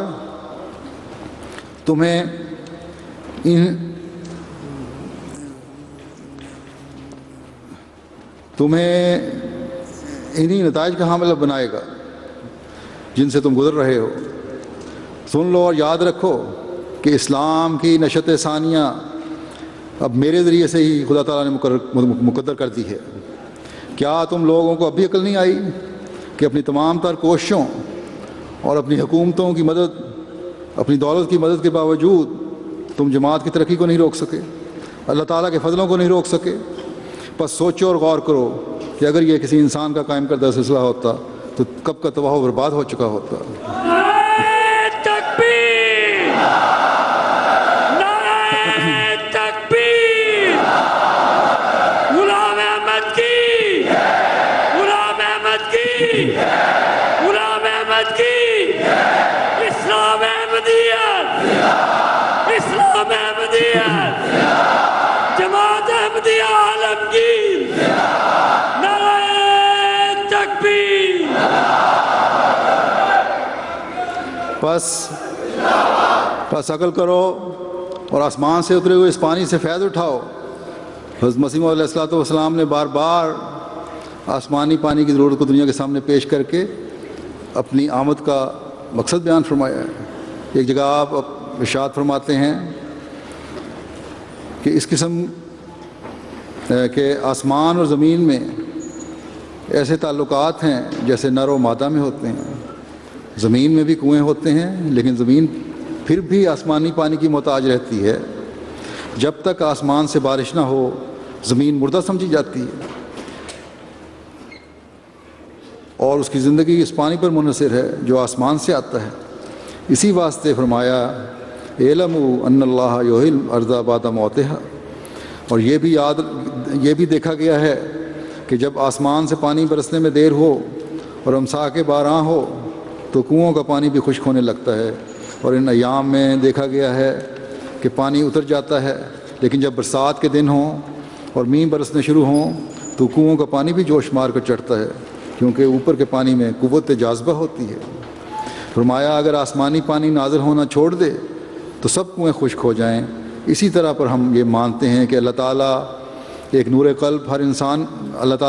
قلب ہر انسان کو دیا ہے اور اس کے دماغ میں عقل رکھی ہے جس سے وہ برے بھلے میں تمیز کرنے کے قابل ہوتا ہے، لیکن اگر نبوت کا نور آسمان سے نازل نہ ہو اور سلسلہ بند ہو جاوے تو دماغی عقلوں کا سلسلہ جاتا رہے اور نور قلب پر تاریکی پیدا ہو جاوے اور وہ بالکل کام دینے کے قابل نہ رہے، کیونکہ یہ سلسلہ اسی نور نبوت سے روشنی پاتا ہے، جیسے بارش ہونے پر زمین کی رویدگیاں نکلنی شروع ہو جاتی ہیں اور ہر تخم پیدا ہونے لگتا ہے، اسی طرح پر نور نبوت کے نزول پر دماغی اور ذہنی عقلوں میں ایک صفائی اور نور فراست میں ایک روشنی پیدا ہوتی ہے۔ اگرچہ یہ اعلیٰ قدر مراتب ہوتی ہے اور استعداد کے موافق ہر شخص فائدہ اٹھاتا ہے، خواہ وہ اس امر کو محسوس کرے یا نہ کرے، لیکن سب کچھ ہوتا اسی نور نبوت کے فعل ہے۔ فرمایا جیسے آسمانی پانی کے نہ برسنے کی وجہ سے زمین مر جاتی ہے اور کنوؤں کا پانی خشک ہونے لگتا ہے، یہی قانون نزول وحی کے متعلق ہے۔ رجا پانی کو کہتے ہیں، حالانکہ پانی زمین پر بھی ہوتا ہے، لیکن آسمان کو ذات رجے کہا ہے۔ اس میں یہ فلسفہ بتایا ہے کہ اصلی آسمانی پانی ہی ہے، چنانچہ کہا ہے، فارسی کا شعر ہے، باراں کے در لطافت تبش دریک نیست در باغ لالا رویت و در شورہ بوم خس، کہ بارش میں جس کی فطرت لطافت کے خلاف نہیں ہے، باغ میں لالا کا پھول اگتا ہے اور بنجر اور کلر زمین میں کانٹے اگتے ہیں۔ فرمایا کہ جو کیفیت بارش کے وقت ہوتی ہے وہی نزول وحی کے وقت ہوتی ہے۔ دو قسم کی طبیعتیں موجود ہوتی ہیں، ایک تو مستعد ہوتی ہے اور دوسری بلید، یعنی غبی اور نادان۔ اور مستعد طبیعت والے فوراً سمجھ لیتے ہیں اور صادق کا ساتھ دے دیتے ہیں، لیکن بلید الطبع نہیں سمجھ سکتے اور وہ مخالفت پر اٹھ کھڑے ہوتے ہیں۔ دیکھو مکہ معظمہ میں جب وحی کا نزول ہوا اور حضرت صلی اللہ علیہ وسلم پر خدا تعالیٰ کا کلام اترنے لگا تو ابو بکر اور ابو جہل ایک ہی سرزمین کے دو شخص تھے۔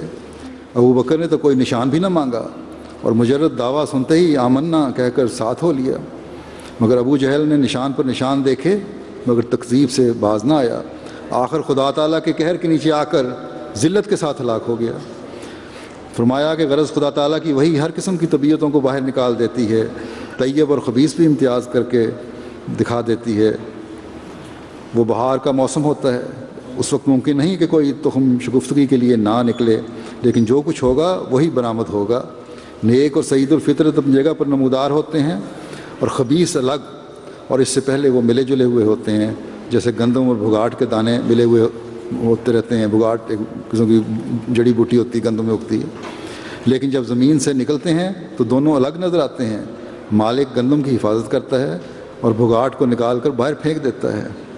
فرمایا کہ پس نزول وحی کے ثبوت کے لیے اللہ تعالیٰ نے یہ مشاہدہ پیش کیا ہے، جس کو نادان اپنی نادانی اور جہالت سے اعتراض کے رنگ میں پیش کرتا ہے، حالانکہ اس میں ایک عظیم الشان فلسفہ رکھا ہوا ہے۔ اس لیے وہ سماء ذات رجے والارض ذات صد کہہ کر فرمایا انہ لقول فصل، جو کلام الہی کے لیے بولا گیا ہے۔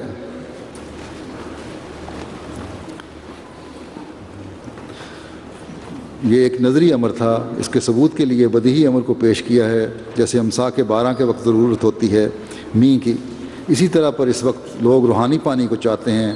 زمین بالکل مر چکی ہے، یہ زمانہ ظہر الفساد فی البر والبحر کا مصداق ہو گیا ہے۔ جنگل اور سمندر بگڑ چکے ہیں۔ جنگل سے مراد مشرک لوگ اور بحر سے مراد اہل کتاب ہیں۔ جاہل و عالم بھی مراد ہو سکتے ہیں۔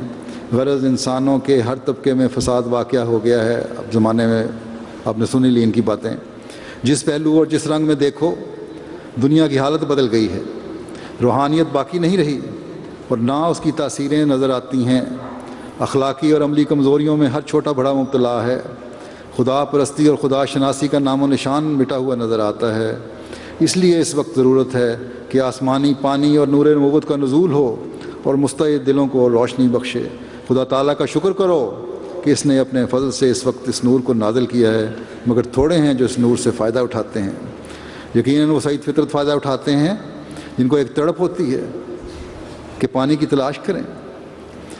کل بھی میں نے بہت سے واقعات سنائے تھے، جلسہ سے پہلے دن جو واقعات سنائے تھے ان میں بھی، حضرت مسیح السلام کے زمانے میں بھی اور اب بھی، کہ کس طرح نیک طبعوں کی اللہ تعالیٰ رہنمائی فرماتا ہے۔ جس طرح حضرت مسیح علیہ السلام کے زمانے میں رہنمائی فرمائی، ان لوگوں نے اس پانی سے اپنی پیاس بجھائی، یہ سلسلہ آج تک جاری ہے۔ اور نیک فطرت اپنی پیاس بجھاتے چلے جا رہے ہیں۔ ایک روحانی انقلاب بیت میں آنے والوں میں پیدا ہو رہا ہے۔ یہ پانی افریقہ میں بھی برس رہا ہے اور ایشیا میں بھی برس رہا ہے اور یورپ میں بھی برس رہا ہے اور امریکہ میں بھی برس رہا ہے، آسٹریلیا میں بھی برس رہا ہے اور جزائر میں بھی برس رہا ہے۔ آج کی عالمی بیت جو ہے اور یہاں ہر قوم کے نمائندگی اس بات کا منہ بولتا ثبوت ہے کہ اللہ تعالیٰ کا فیض اب بھی جاری ہے۔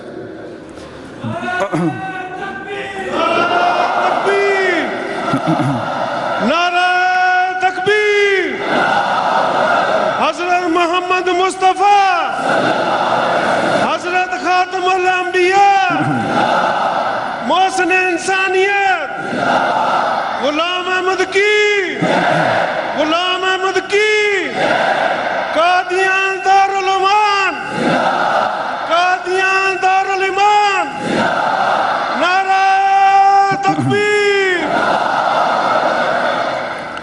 بہت سے ایسے ہیں جن کی مثالیں میں نے دی تھیں، جنہیں خوابوں کے ذریعے اللہ تعالیٰ نے رہنمائی فرمائی۔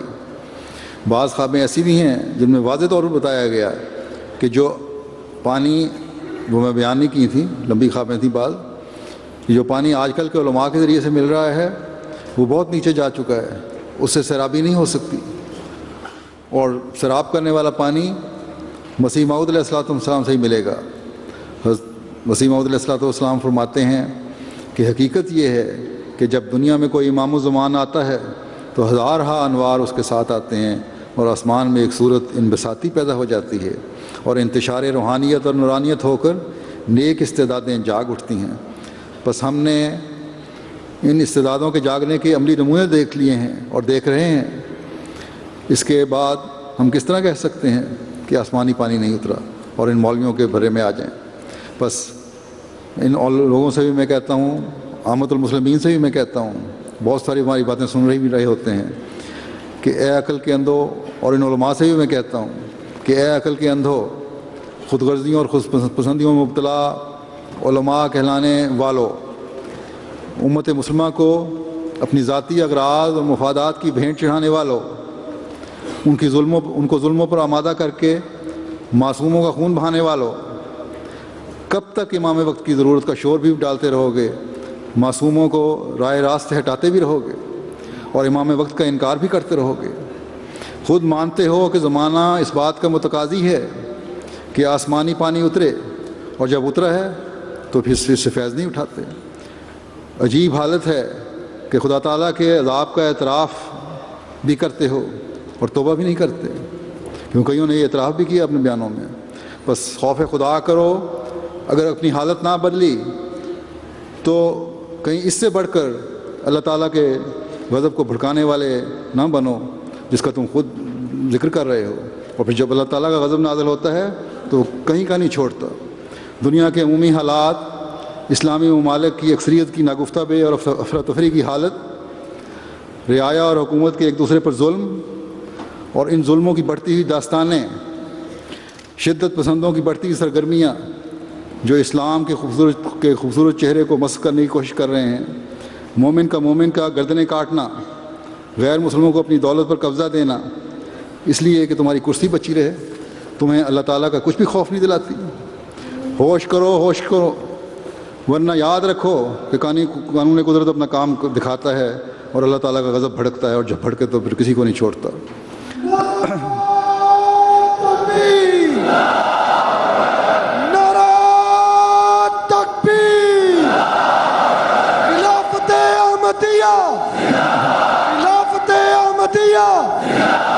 خلافت احمدیہ، حضرت امیر المومنین، حضرت امیر المومنین، حضرت خلیفۃ المسیح الخامس، نعرہ تکبیر۔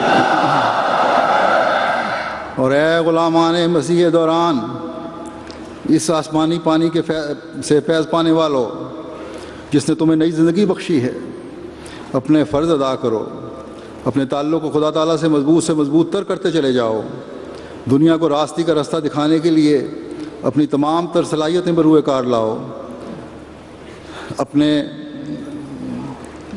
دینی، روحانی، اخلاقی معیاروں کو اونچا سے اونچا کرتے چلے جاؤ، کہ امام الزمان کی بیعت کا حق ادا ہو جائے۔ اس روحانی پانی کے فیض سے اگنے والی وہ فصلیں بنو جو فائدہ مند ہوتی ہیں، جو دوسروں کو بھی فائدہ پہنچاتی ہیں۔ وہ نہریں اور دریا بنو جن پر ہر دم تازہ پانی اترتا رہتا ہے۔ دنیا کی روحانی معدہ اب غلامان مسیح زمان کے ذریعے سے ہی ملنا ہے۔ دنیا کی پیاس اب اس پانی سے بجھنی ہے جو امام الزمان کے ماننے والوں نے مہیا کرنا ہے۔ اب اور کوئی گروہ یا جماعت نہیں ہے جو دنیا کو خدا تعالیٰ کے قریب لانے والا بن سکے۔ اگر ہم نے اپنے فرائض ادا نہ کیے تو ہم بھی پوچھے جائیں گے۔ بس ہمیں بھی اپنا سب کچھ خدا تعالیٰ کی رضا کے تابع کرنے کی ضرورت ہے۔ آج ہم میں سے ہر ایک کو یہ عہد کرنے کی ضرورت ہے اور یہ عہد کر کے اٹھیں کہ ہم دین کو دنیا پر مقدم کرنے کی ہمیشہ کوشش کرتے رہیں گے انشاءاللہ تعالیٰ، اور اپنی بیعت کا حق ادا کرنے کے لیے اپنی تمام تر صلاحیتوں کو بروئے کار لائیں گے انشاءاللہ۔ اللہ تعالیٰ ہمیں اس کی توفیق عطا فرمائے۔ اب دعا ہوگی، دعا میں اسیران کو بھی یاد رکھیں۔ کچھ عرب ممالک میں بھی اسیران ہیں، پاکستان میں بھی اسیران ہیں۔ پاکستان کے مظلوم احمدیوں کو بھی یاد رکھیں جن پر آج کل ظلموں، خاص طور پر صوبہ پنجاب میں ظلموں کی انتہا ہو رہی ہے، ہر لحاظ سے ظلم ہو رہے ہیں۔ بیماروں اور مصیبت میں گرفتار لوگوں کو دعاؤں میں یاد رکھیں۔ اللہ تعالیٰ آپ سب کو بھی حافظ و ناصر اور خیریت سے گھروں کو جائیں، دعا کر لیں۔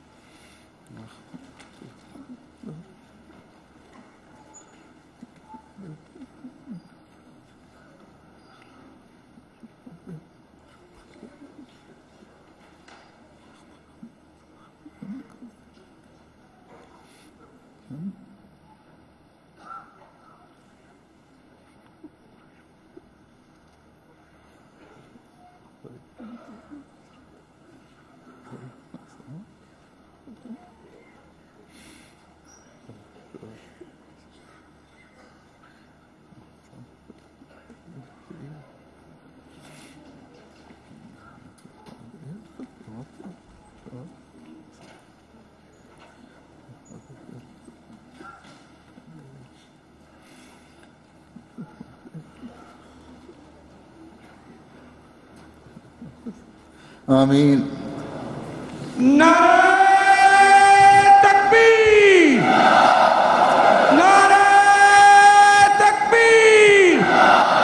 حضرت محمد مصطفیٰ، حضرت خاتم الانبیاء، محسن انسانیت، غلام احمد کی، غلام احمد کی، غلام احمد کی، اسلام احمدیت، خلافت احمدیہ، حضرت امیر المومنین، حضرت امیر المومنین، جماعت احمدیہ عالمگیر، شہداء احمدیت، اسیران راہ مولا، جماعت احمدیہ عالمگیر، جلسہ سالانہ برطانیہ، قادیان دارالامان، قادیان دارالامان، نعرہ تکبیر۔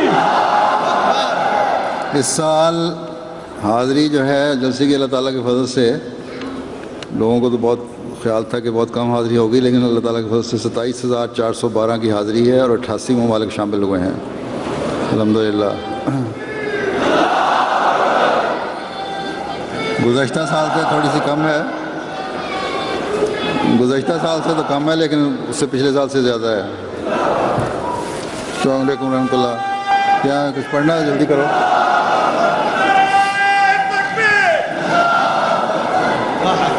जल्दी से जिसने पढ़ना शुरू कर दें।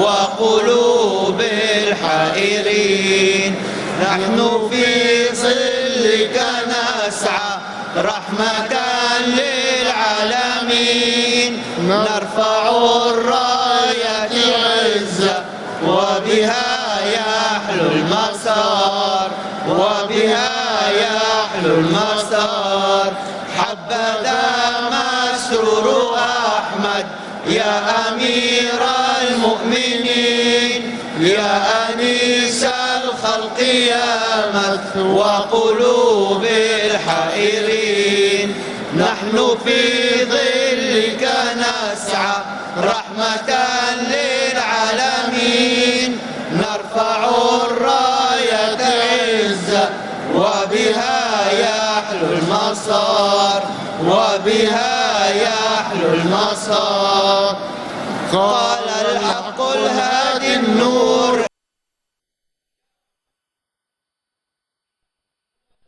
النور إني معك يا مسرور إني معك وملائكتي ترفع ذكرك بالمعمور بشرى يا ابن رسول الله وحفيد من اتبع خطاه بشرى يا ابن رسول الله وحفيد من اتبع خطاه مهدي مبعوث فينا ومطاع وهو المأمور نحن بصدق بايعناك وعلى العهد عاهدناك نحن بصدق بايعناك وعلى العهد عاهدناك إنا معك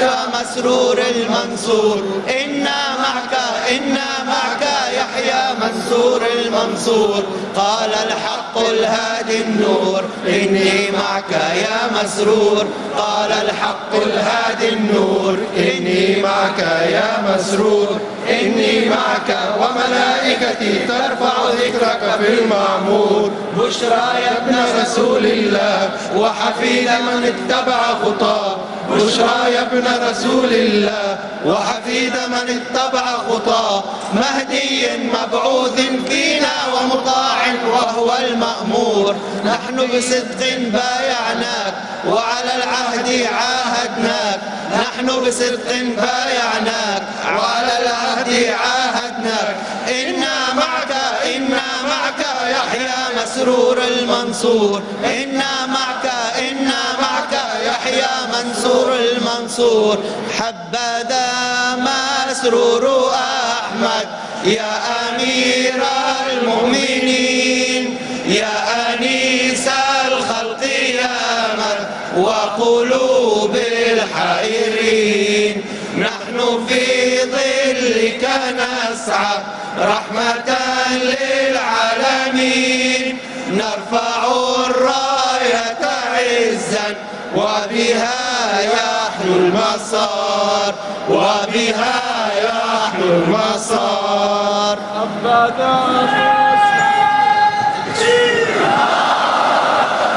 اللهم صل على محمد وآل محمد وبارك وسلم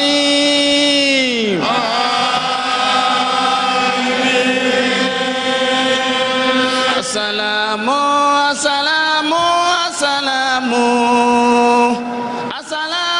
عليكم يا جماعة السلام عليكم يا جماعة السلام عليكم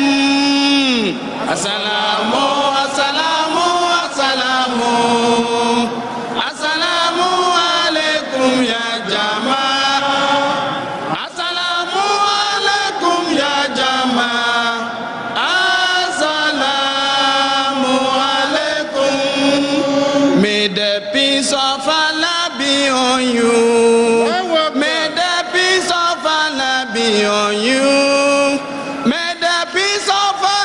be on you. May Allah's peace be unto you. Assalamu, assalamu, assalamu, assalamu, assalamu alaikum ya Jamaa. Assalamu alaikum ya Jamaa. Assalamu alaikum. Assalamu, assalamu, assalamu, assalamu alaikum ya Jamaa. Assalamu alaikum ya Jamaa. Assalamu alaikum. Assalamu, assalamu, assalamu, assalamu alaikum ya Jamaa. Assalamu alaikum ya Jamaa. Assalamu alaikum. May the peace of Allah be on you. May the peace of Allah be on you. May the peace of Allah be on you. May Allah's peace be unto you. Assalamu, assalamu, assalamu, assalamu alaikum ya Jamaa. Assalamu alaikum ya Jamaa. Assalamu alaikum. La ilaha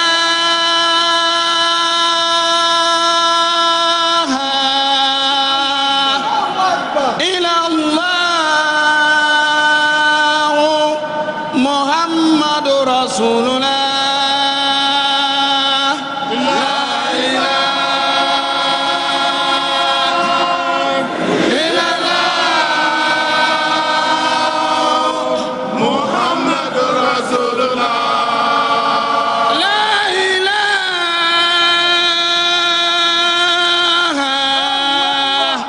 illallah Muhammadur Rasulullah.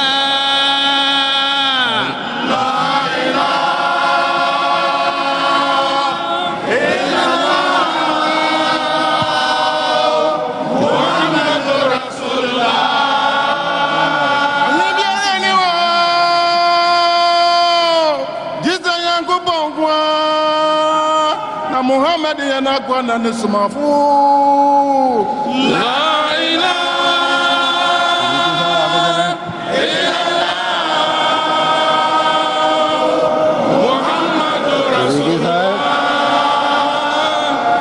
Nisokani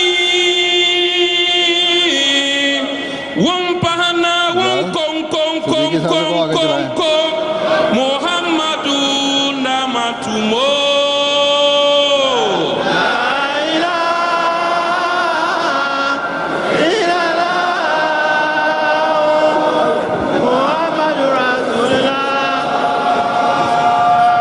Yeah, it's enough.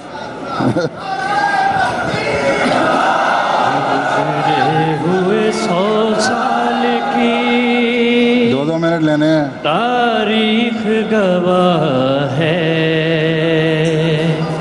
साए की तरह साया फिगन हम पे खुदा है। गुजरे हुए 100 साल की तारीख गवाह है, साए की तरह साया फिगन हम पे खुदा है। साए की तरह साया फिगन हम पे खुदा है। और रात जो आए भी तो परवानों को हम क्या, जलता हुआ पुर नूर खिलाफत का दिया है। जलता हुआ पुर नूर खिलाफत का दिया है। जलता हुआ पुर नूर खिलाफत का दिया है। गुजरे हुए 100 साल की तारीख गवाह है। गुजरे हुए 100 साल की तारीख गवाह है। साए की तरह साया फिगन हम पे खुदा है। साए की तरह साया फिगन हम पे खुदा है। आती है सदा रोज शहीदों के लहू से, ये दीप हवाओं से बुझाए न बुझेंगे। قسمت کا لکھا پڑھ نہیں سکتے ہو تو سن لو، ایک دیپ بجھاؤ گے تو 100 اور جلیں گے، ایک دیپ بجھاؤ گے تو 100 اور جلیں گے، مانے نہ کوئی مانے مگر ایسا ہوا ہے، گزرے ہوئے 100 سال کی تاریخ۔ شہدائے احمدیت، شہدائے احمدیت، شہدائے احمدیت، شہدائے احمدیت، نعرہ تکبیر،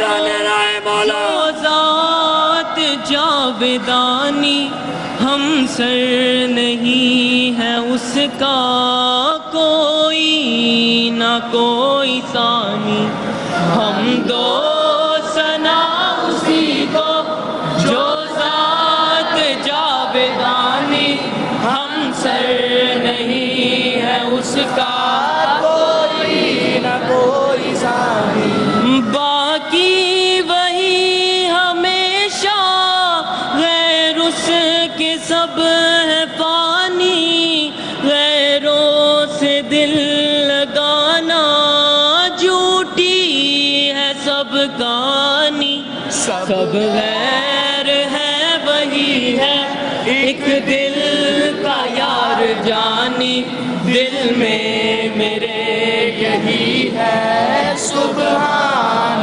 میرانی، قرآن کتاب رحماں سکھلائے راہ عرفاں، جو اس کے پڑھنے والے ان پر خدا کے فیضاں، ان پر خدا کی رحمت، جو اس پہ لائے ایمان، یہ روز گر مبارک سبحان میرانی، قرآن کو یاد رکھنا، پاک اعتقاد رکھنا، فکر معاد رکھنا، پاس اپنے ذات رکھنا۔ نعرہ تکبیر، نعرہ تکبیر،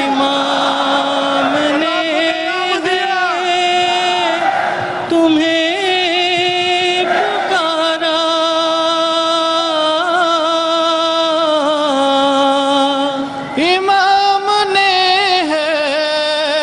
تمہیں پکارا، امام نے ہے تمہیں پکارا، امام نے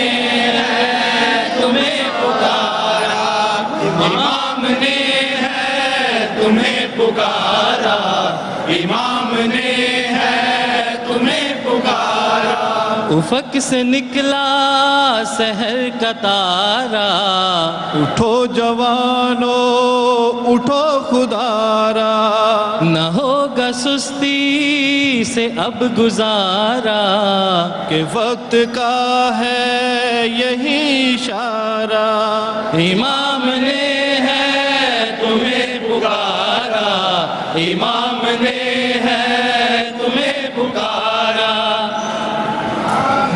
نعرہ تکبیر، نعرہ تکبیر، خلافت احمدیہ، خلافت احمدیہ، حسین دور ہے یہ دور حضرت ہے امیر المومنین، خلافت کا، چراغ خلافت لے کے احمدیہ، چلے ہم تیری جماعت طاعت احمدیہ عالمگیر، کا، حسین دور ہے یہ دور ہے خلافت کا، چراغ لے کے چلے ہم تیری اطاعت کا، حسین دور ہے یہ دور ہے خلافت کا، کسی بھی بعد مخالف کا خوف ہم کو نہیں، ہماری پشت پہ ہے ہاتھ ایک امامت کا، جہاں بھی دیکھتے ہیں اس کو دیکھتے ہیں ہم، دراز سلسلہ ہے اس کی بادشاہت کا، دراز سلسلہ ہے اس کی بادشاہت کا،